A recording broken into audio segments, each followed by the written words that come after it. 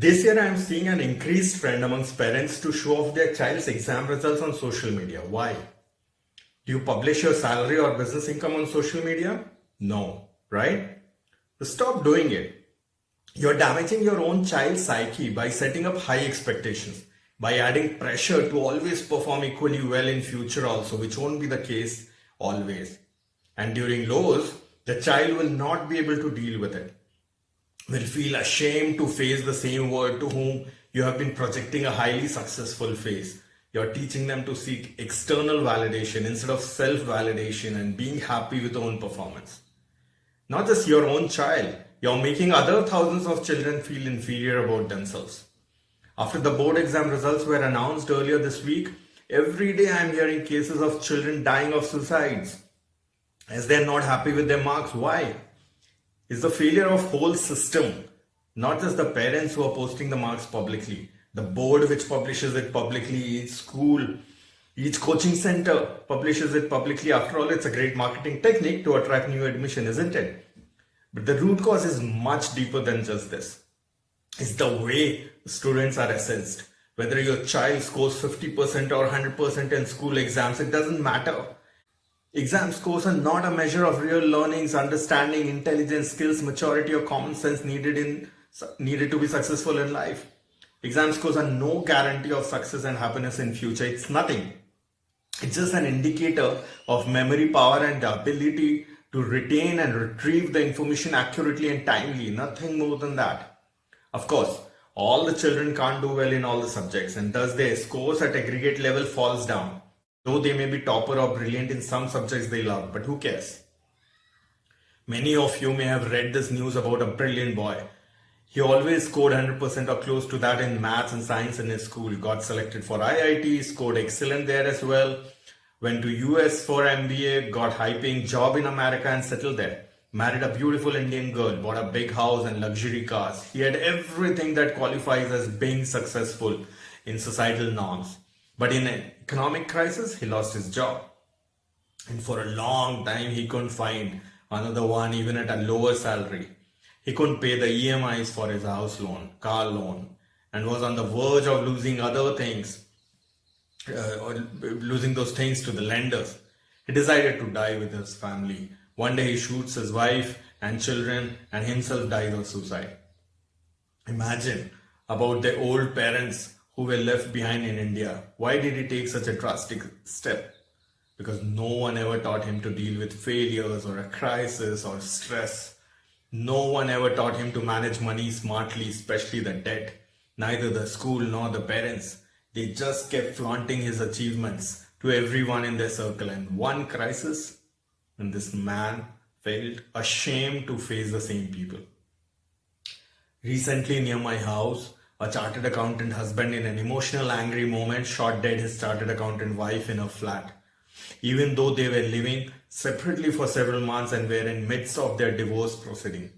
Then he goes to Kolkata, kills his mother-in-law and shoots himself.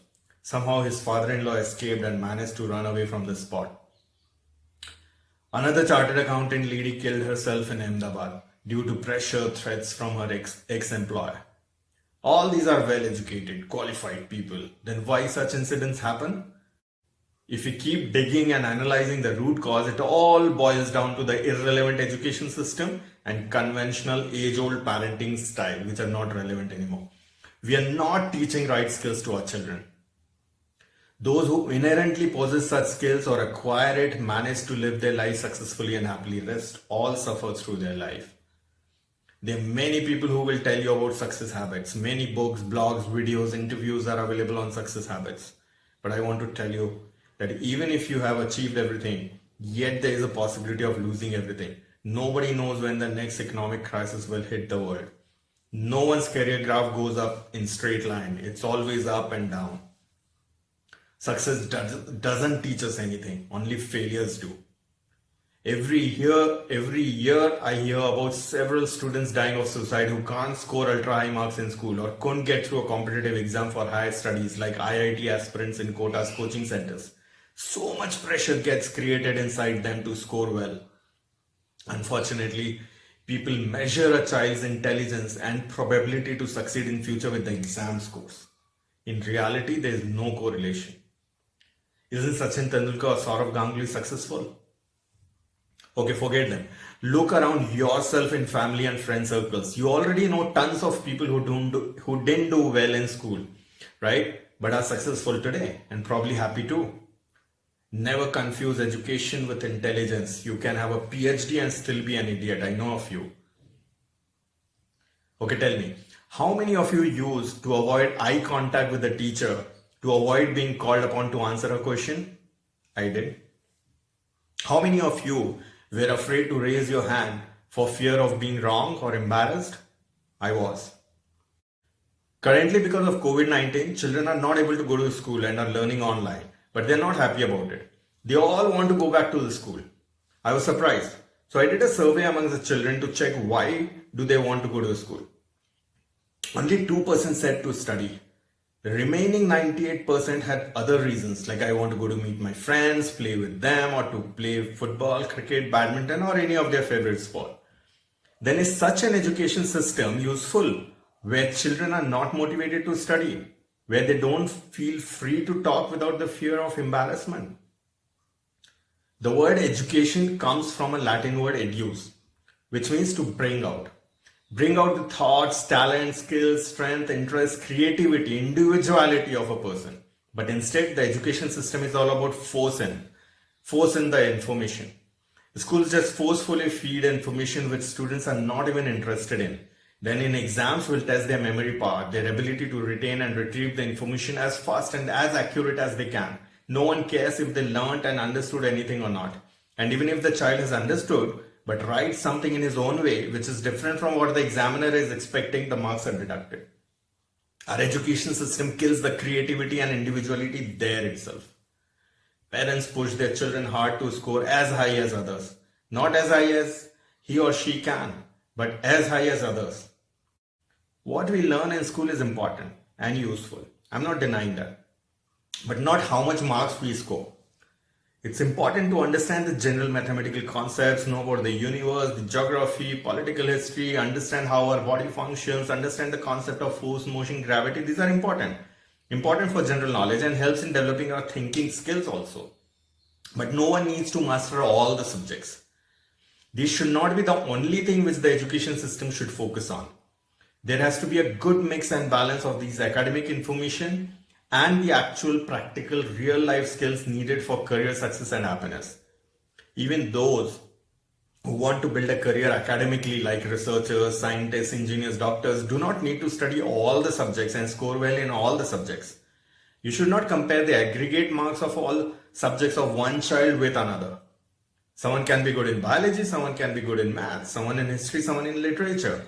And someone may not be good in any subject, but in some other activity like sports, dance, writing, painting, right? The education system should provide a choice of domain to focus on much earlier in the process. If a child expresses his interest and wants to do something else, the parent's response will be, "Abhi padhai kar lo, baad mein jo karna hai, karna life mein. First complete your studies, then do whatever you want in your life later." There you go. You immediately killed the energy in teenagers, and we end up losing resources as a country by not tapping the potential of these teenagers. Current education system assesses everyone on the same parameter, which is obviously wrong. You must have heard that you can't judge the ability of a fish by making it climb a tree. And when you do so, you end up making the fish live its whole life believing that it's good for nothing and has no ability. Its self-confidence, self-esteem gets hit badly. In a class of 30-40 kids, the teacher teaches exactly the same thing in same way at the same time to everyone, right? But still, why each child scores different marks in exams? Why do they grow up to be different people in different profession? Every student in the class have different traits, different skills, different IQ, EQ, different temperament. They all can't be taught the same thing in same way. That's absolutely ridiculous. As I said, this current education system kills the creativity and individuality. Teachers have the power and are in position to create, impact, improve lives. But all that the teachers are doing are commanding, instructing, blaming, comparing, embarrassing, scaring, scolding. Teachers obviously are also not bothered about the outcome of their teaching, as only a few teachers are motivated for their job. Only those who are not driven by money. The teaching job is obviously not a well-paid one. Parents give birth. Doctors save lives. But it's teachers who really can create and impact lives. But only a few actually do. The education system, which relies on teachers, ironically doesn't even invest in creating great teachers as much as it invests in creating best doctors or engineers or managers. Finland, which is the happiest country in the world according to the Happiness Index report, have radically transformed their education system. They invest in creating best teachers who are highly paid. They have shorter school hours and focus on collaboration instead of competition. There is no homework. They encourage creativity. But we are still following the same age-old method. Actually, we had a brilliant Gurukul way of teaching, which had a nice balance between academics and talent and skill development.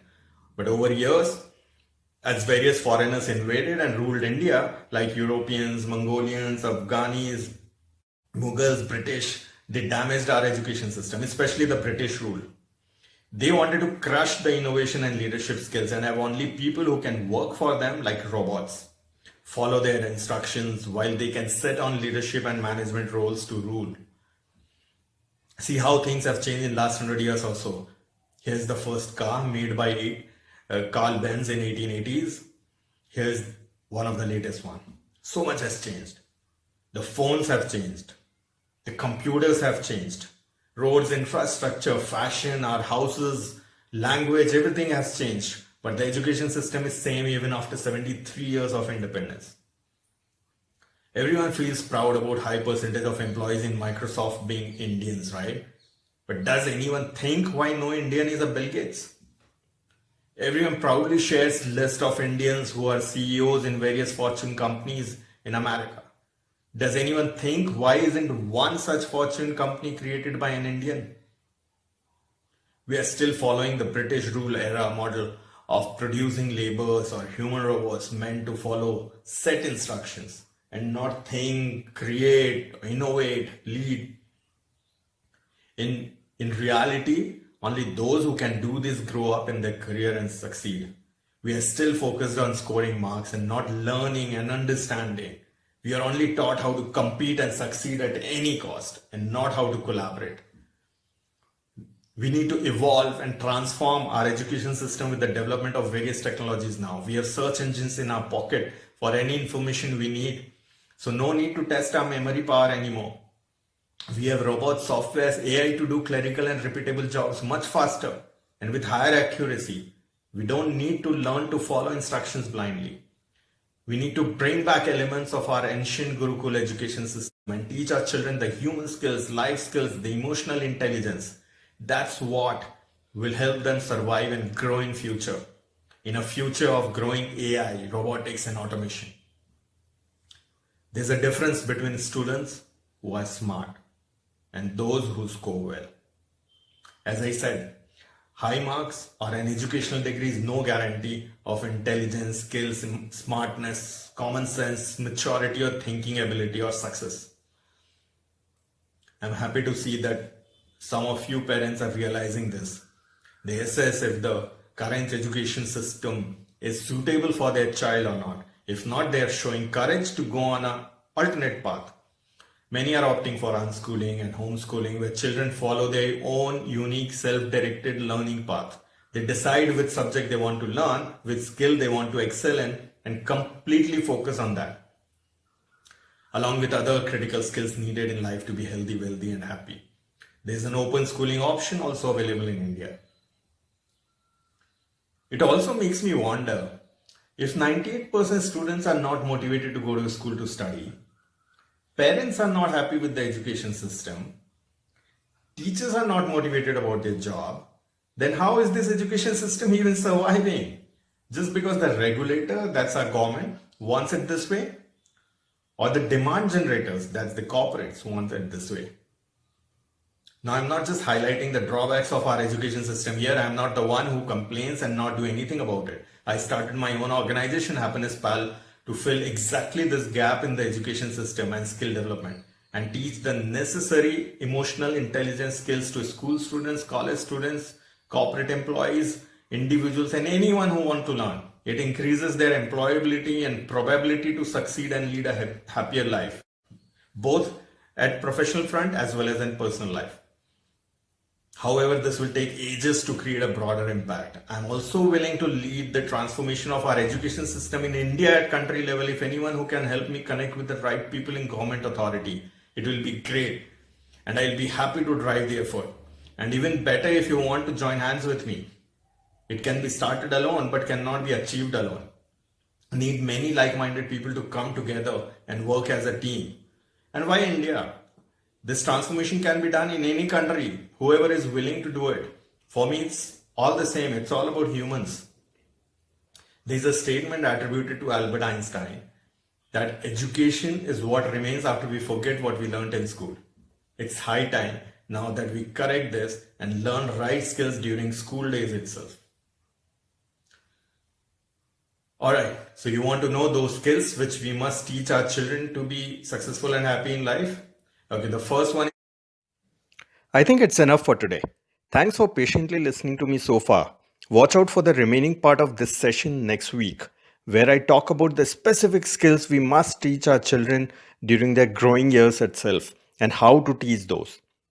Meanwhile, please do write in your views in the comment section on Facebook, YouTube, Twitter, wherever you are watching this, or email or WhatsApp and tell me which aspect of the current education system you want to retain and which ones you would like to change. Thank you. See you in part 2. Thanks for listening to me. Please share this video now with others on your Facebook, WhatsApp, Twitter. To get notified about next videos, please subscribe to our YouTube channel and press the bell icon. We'll meet again. Stay happy.